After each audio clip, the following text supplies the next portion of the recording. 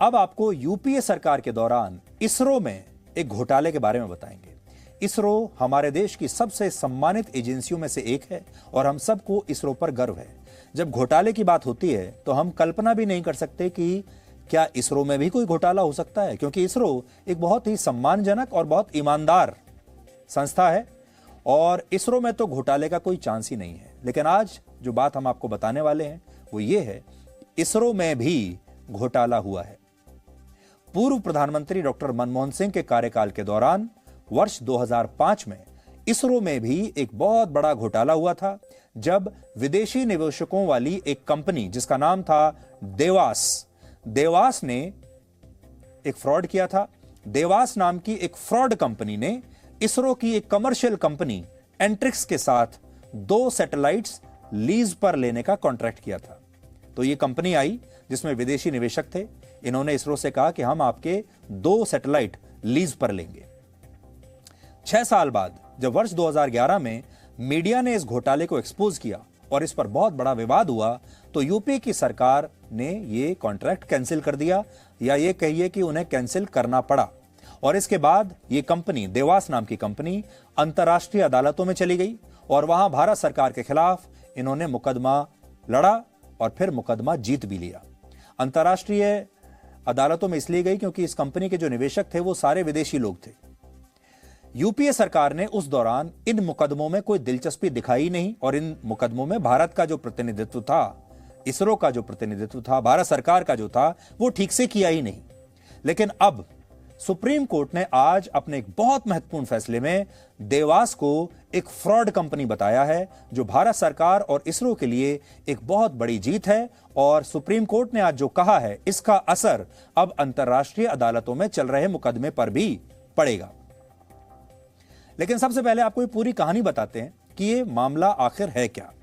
ये कहानी शुरू होती है आज से लगभग 17 वर्ष पहले, वर्ष 2005 में, जब हमारे देश में यूपीए की सरकार थी और प्रधानमंत्री थे डॉक्टर मनमोहन सिंह। उस समय बेंगलुरु की एक स्टार्टअप कंपनी देवास मल्टीमीडिया और एंट्रिक्स कॉरपोरेशन लिमिटेड के बीच एक डील हुई थी। एंट्रिक्स भारत सरकार की अंतरिक्ष एजेंसी इसरो की एक कमर्शियल शाखा के रूप में पूरी दुनिया में अपने अंतर्राष्ट्रीय ग्राहकों को अंतरिक्ष उत्पाद और सेवाएं उपलब्ध कराती है।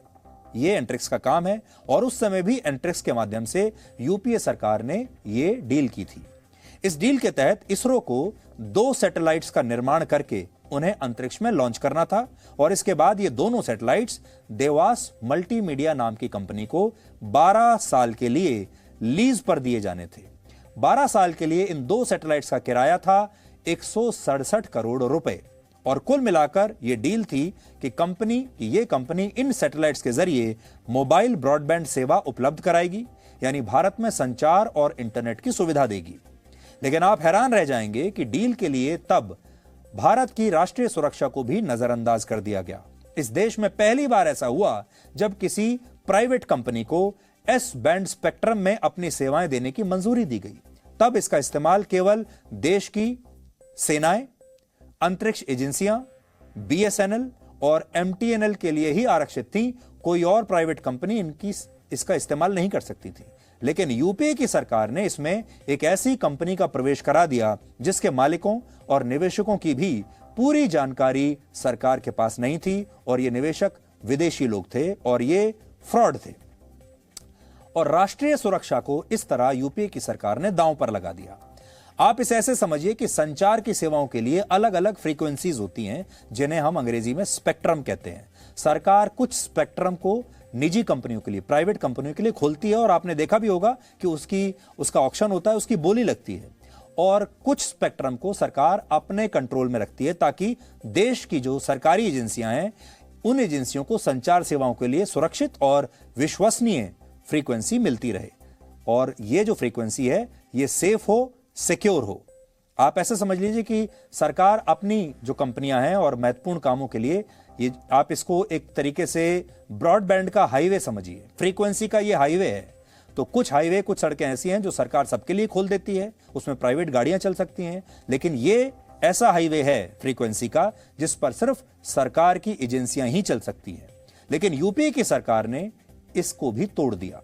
हालांकि बाद में जब इस पर बहुत विवाद हुआ और तत्कालीन सरकार 2G घोटाले में फंस गई, तो बाद में वर्ष 2011 में इस डील को रद्द कर दिया गया। उस समय यूपीए सरकार चाहती तो वो इस डील को रद्द करने के पीछे राष्ट्रीय सुरक्षा के मुद्दे को बड़ा कारण बता सकती थी और कह सकती थी कि हम इस डील को राष्ट्रीय सुरक्षा के कारण कैंसिल कर रहे हैं, लेकिन उन्होंने ये किया नहीं। और इससे देवास मल्टीमीडिया नाम की एक कंपनी न सिर्फ भारत सरकार के खिलाफ अंतर्राष्ट्रीय अदालतों में चली गई, बल्कि भारत सरकार के खिलाफ उसने कई बड़े केस जीत लिए और उन्होंने अंतर्राष्ट्रीय अदालतों में कहा कि भारत सरकार ने हमारे साथ धोखा किया है, हमने इतना पैसा वहां पर इन्वेस्ट कर दिया, हमारा बहुत नुकसान हुआ है। और अगर यूपी की सरकार ने उस समय राष्ट्रीय सुरक्षा की चिंता की होती तो शायद ऐसा होता ही नहीं। उदाहरण के लिए इस कंपनी में जर्मनी और मॉरिशस के जो विदेशी इन्वेस्टर्स थे, उन्होंने परमानेंट कोर्ट ऑफ आर्बिट्रेशन में भारत सरकार के खिलाफ मुकदमा जीत लिया। यह अदालत व्यापार से संबंधित अंतर्राष्ट्रीय मामलों का निपटारा करती है और इस अदालत ने कहा कि भारत सरकार की कंपनी एंट्रिक्स हर्जाने के तौर पर जर्मन टेलीकॉम कंपनी को $101 मिलियन यानी लगभग 758 करोड़ रुपए का भुगतान करेगी, जो देवास मल्टीमीडिया में निवेशक है। मॉरिशस के 3 इन्वेस्टर्स को $111 मिलियन यानी 832 करोड़ का भुगतान होगा और देवास मल्टीमीडिया को $1.2 बिलियन यानी 9,000 करोड़ रुपए का हर्जाना भरना पड़ेगा। उन्हें यह पैसा मिलेगा। इस कंपनी और इसके फॉरेन इन्वेस्टर्स ने भारत सरकार के खिलाफ इंटरनेशनल चेंबर ऑफ कॉमर्स में भी मुकदमा पहले दायर किया और बाद में यह मुकदमा जीत भी लिया। यानी अंतर्राष्ट्रीय अदालतों में एक के बाद एक भारत की हार होती चली गई और इस मुकदमे को अमेरिका, कनाडा और फ्रांस की अदालतों ने भी अपनी सहमति दे दी है। कनाडा की अदालत ने अपने एक आदेश में कहा कि एयर इंडिया भारत सरकार का उपक्रम है, इसलिए इस पैसे को रिकवर करने के लिए कनाडा में एयर इंडिया की जो संपत्ति है उसके जो 50% फंड्स हैं उन्हें जब्त किया जा सकता है। और पेरिस की एक अदालत ने भारतीय दूतावास की एक बिल्डिंग को जब्त करने के आदेश दे दिए, जिसकी कीमत 3.8 मिलियन यूरो यानी 35 करोड़ रुपए बताई जाती है। अब आप सोचिए, किसी भी देश के लिए कितने बड़े अपमान की बात है कि फ्रांस की कोई अदालत पेरिस में मौजूद हमारे दूतावास की एक बिल्डिंग को फ्रीज कर ले, जब्त कर ले और कहे कि इस बिल्डिंग को अपने कब्जे में ले लीजिए, इसकी कीमत है 35 करोड़ और इसे बेचकर अपना पैसा निकाल लीजिए। यह किसी भी देश के लिए बहुत अपमान की बात है। अंतर्राष्ट्रीय स्तर पर कुल मिलाकर यूपीए की सरकार ने कई जगह गलतियों को दोहराया। वो डील के दौरान ये पता नहीं लगा पाई कि इस कंपनी के असली मालिक कौन है और इसमें किसका पैसा लगा है और क्या ये एक फ्रॉड कंपनी हो सकती है। ये सरकार का काम था, लेकिन यूपीए की सरकार ने इसे नहीं किया, या कह लीजिए कि किया भी होगा तो जानबूझकर उन्होंने इस डील को होने दिया। यूपीए ने सरकार ने डील के 6 वर्षों तक यह नहीं माना कि इस कंपनी में सब कुछ सही नहीं है। वो लगातार इस बात को नकारते रहे, जबकि उस समय सरकार को इस तरह के संकेत मिल चुके थे। जब डील रद्द भी हुई तब भी कांग्रेस ने इसे राष्ट्रीय सुरक्षा से जुड़ा हुआ मुद्दा नहीं माना, जबकि यह राष्ट्रीय सुरक्षा का मुद्दा था। और आखिर में जब उसे अंतर्राष्ट्रीय अदालतों में भारत का प्रमुखता से पक्ष रखना था, तब भी यूपीए सरकार ने इसमें कोई दिलचस्पी नहीं दिखाई। लेकिन 2014 में जब मोदी सरकार आई तो उसके लिए यह मामला काफी बड़ा और पेचीदा हो गया। आज मोदी सरकार नेदरलैंड्स की अदालत में इस मामले को चुनौती दे चुकी है और अभी फ्रांस में उसकी संपत्ति तब तक जब्त नहीं होगी जब तक सरकार को ऑर्डर की कॉपी मिल नहीं जाती।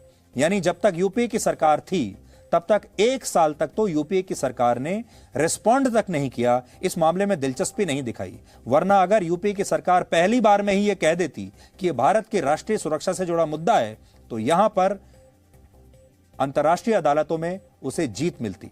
हमने आपको यह बताया कि देवास और एंट्रिक्स की जो डील थी, ये कुछ वर्ष पहले तक लगातार मीडिया में छाई रही थी और ये जो डील है अब जाकर अंतर्राष्ट्रीय मामलों में, अंतर्राष्ट्रीय अदालतों में ये डील चली गई है।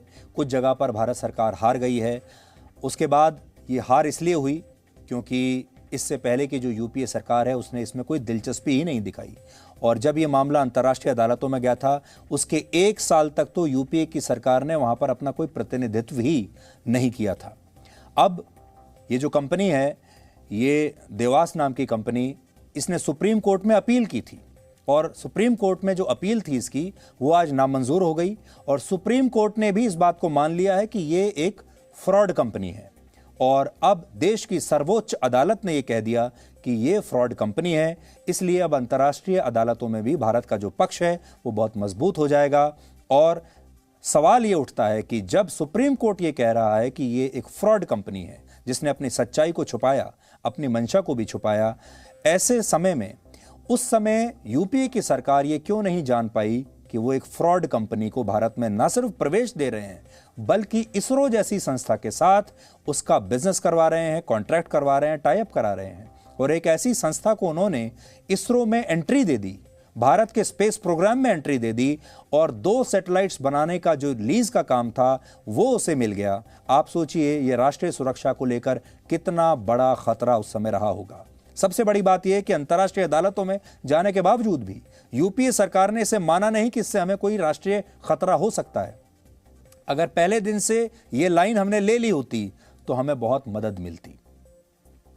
विदेशी कंपनियों के साथ जब हम डील करते हैं तो हमारे देश में असल में यही परंपरा रही है, हम उनके सामने बिछ जाते हैं और हम इन्वेस्टमेंट के नाम पर उनकी सारी शर्तों को मानने के लिए तैयार हो जाते हैं, जैसा कि हमने इस डील में देखा।